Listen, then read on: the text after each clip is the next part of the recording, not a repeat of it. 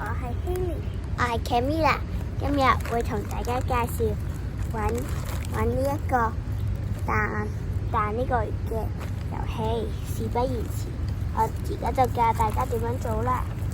好啦，首先呢，我哋如果係新呢，就拆開個包裝先，然後呢，你就會見到佢係好似咁嘅，有一個牙刷同一條彈弓冇勾住嘅，然後就會有呢個橡筋嘅，不過我呢個就勾住咗啦。嗱，而家就教大家點樣整啦。我拆開咗個包裝先，拆開好啦，就咁樣攞隻出嚟先。首先我哋將佢勾落去呢個勾度，勾落去啦，就會變成咁樣噶啦。之後呢，我哋就直接將佢勾上去，唔使轉圈，唔使點，直接勾上去。呢個都一樣。然後咁樣就做好啦。拎埋第二個出嚟，呢個呢叫啦。之後呢，我哋就跟住啲接痕，呢個白色嘅就接落去。呢個就咁樣啦，就會變成咁樣嘅，兩邊都係咁啦。之後我哋就可以開始玩噶啦，就俾大家睇下。點樣擺呢？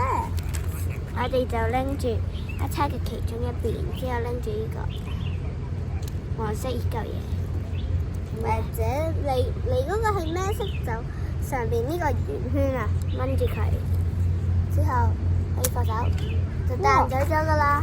好遠啦！我而家係執翻去先。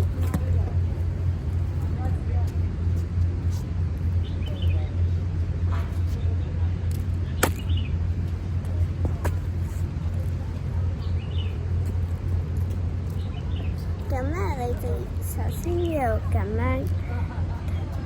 有個勾仔嘅，要有呢個，然後就勾住佢，然後你就可以射噶啦。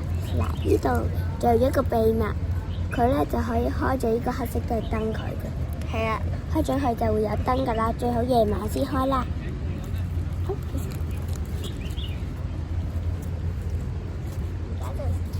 而家就射俾大家。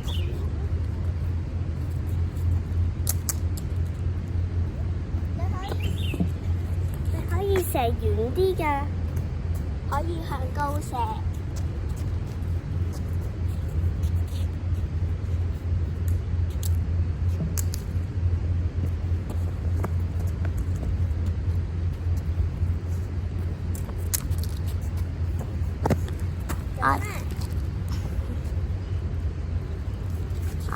你可以咁樣玩。